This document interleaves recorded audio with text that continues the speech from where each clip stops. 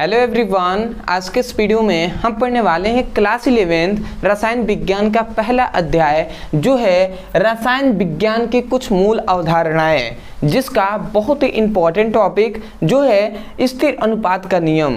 तो स्थिर अनुपात का नियम क्या होता है आज के इस वीडियो में हम समझेंगे। मैं आपको विश्वास दिलाता हूँ कि बहुत ही आसानी तरीके से आपको समझ में आएगा। तो चलिए हम समझ लेते हैं। तो यहाँ पे हमने लिख दिया है स्थिर अनुपात का नियम। अब भैया सबसे पहला तो यही आता है कि स्थिर अनुपात का नियम क्या होता है। इस नियम में हमें क्या बताया गया, तो देखिए इस नियम में हमें क्या बताया गया, हमने यहाँ पे लिखा हुआ है। तो यहाँ पे अभी आपको ध्यान नहीं देना है, समझना है केवल। इस नियम में हमें यही बताया गया कि कोई भी यौगिक है, ध्यान से सुनेंगे, कोई भी यौगिक है तो उसमें जो तत्व होते हैं उनका एक निश्चित अनुपात होता है, चाहे उसे किसी भी विधि द्वारा या किसी भी स्रोत द्वारा प्राप्त किया जाए। नहीं समझ में आया? समझिए, हमने क्या कहा कि कोई भी यौगिक है, एग्जाम्पल से ही हम समझते हैं। हमने कहा कि कोई भी यौगिक है, जैसे कि H2O, ये एक यौगिक है। तो हमने यही कहा कि कोई भी यौगिक है उसमें जो तत्व होते हैं, जैसे यहाँ पे कितने तत्व हैं, तो हाइड्रोजन है और ऑक्सीजन। यहाँ पे हाइड्रोजन है और ऑक्सीजन है, ठीक है, दो तत्व है ना, हाइड्रोजन और ऑक्सीजन।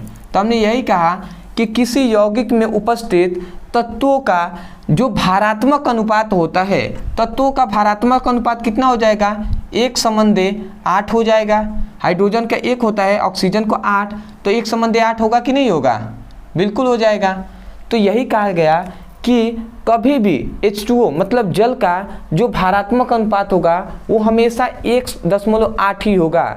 ऐसा नहीं है कि किसी अलग स्रोत से आपने प्राप्त किया, जो H2O को जल कहते हैं ना, तो जल को अलग स्रोत से प्राप्त किया, जैसे बारिश के पानी से प्राप्त किया, तो भैया उसमें कुछ अनुपात अलग होगा। अलग समुद्र से आपने जो पानी लिया उसका अनुपात कुछ अलग होगा, ऐसा नहीं होने वाला।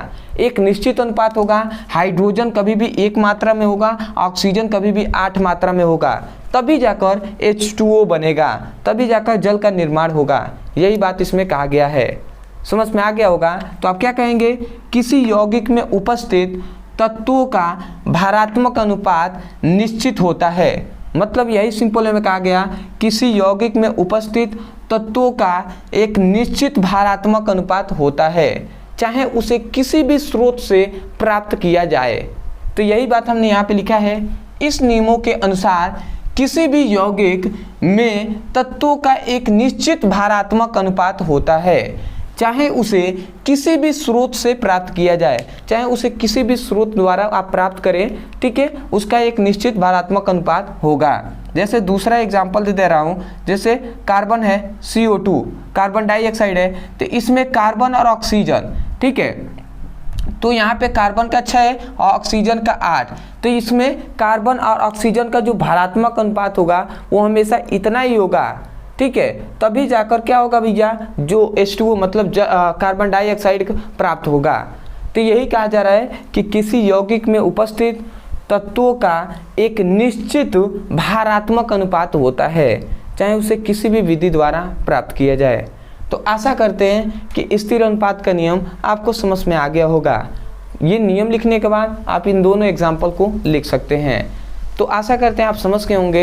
अदरवाइज यदि आपको समझ में आया है तो वीडियो को लाइक कीजिएगा और हमें कमेंट सेक्शन में ज़रूर बताइएगा कि वास्तव में आपको वीडियो कैसा लगा। और यदि आप भी क्लास 11 का रसायन विज्ञान का सीक्वेंस में वीडियो को पढ़ना चाहते हैं तो आप इसी चैनल के प्लेलिस्ट में चले जाइए। वहाँ पे आपको जो क्लास 11 का रसायन विज्ञान का आपको मिल जाएगा प्लेलिस्ट, उस पर क्लिक कीजिए। वहाँ से बेसिक से आप पढ़ाई कीजिए और बेसिक से हम पढ़ा रहे हैं। तो आशा करते हैं आप समझ गए होंगे। तो चलिए दोस्तों, आज के लिए इतना ही। मिलते हैं एक बेहतरीन टॉपिक के साथ, तब तक के लिए धन्यवाद। जय हिंद, जय भारत।